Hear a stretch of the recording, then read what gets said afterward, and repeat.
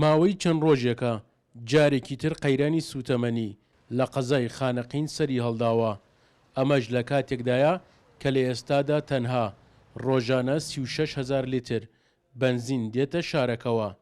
بۆیە شۆفێران نیگەرانن و داواکاریشن لە حکوومەت و ئیدارەی شارەکە ئەم کێشەیان بۆ چارەسەر بکات.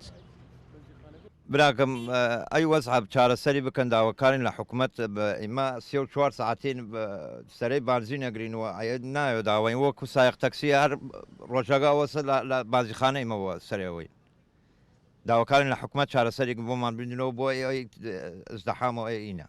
والله کاکە ڕۆژ نییە ینی سرە نەگرین ئێمە کاروباریشین مەسەجی لەبەر ئەوە دوسێ ساعتیش نییە وەڵ ڕۆژ هەست 4 ساعتە 4 ساعت و نیمە بانزیرخانەکە مەحەتەیمە لە تۆڵە فروش سرەگرین.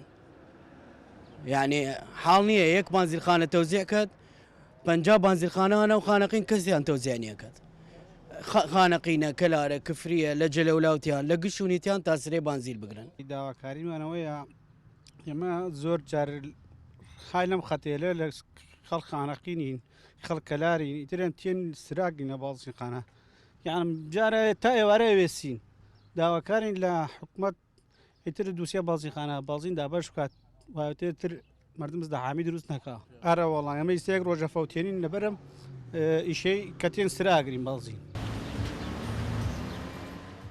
لای خۆشیەوە قایمقامی قەزای خانەقین دەڵێت توانیومانە ئەو بڕە سوتەمەنیەی کە بۆ خانەقین دێت زیاتر بکەین و کێشەی دروستبوونی قەرەباڵغی لە وێزگەکانیش بەرەو چارەسەر دەچن.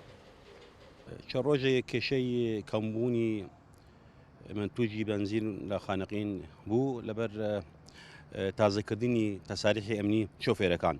ئەو کێشە تەواو بوو تەساریح ئەمنی تازە کرا ڕۆژێک سێ شوار سیارەدی بۆ خانەقین ئەمڕۆ لە شوارمە حتا بازین دابش دەکرێت کێشەمان ئینشاڵڵا نامێنێت لەم ڕۆژانە بەردەوام منتوج دێ بۆ خانەقین. بە پێی زانیاریەکان کە لە قایمقامێتی قەزای خانەقینەوە بە کورسات نووس دراوە پێویستە ڕۆژانە بڕی زیاتر لە 144,000 لیتر بنزین بهێنێتە قەزای خانەقین، بەڵام چەند ڕۆژێکە بە بیانووی نوێنەکردنەوەی مۆڵەت ئەو بڕە بۆ کەمتر لە 36,000 لیتر کەم بووتەوە. ئەمەش هۆکار بوو بۆ سەرهەڵدانی قەیرانی سوتەمەنی لە شارەکەدا. سەرکەوت ئەحمەد، کورسات نیوز، خانەقین.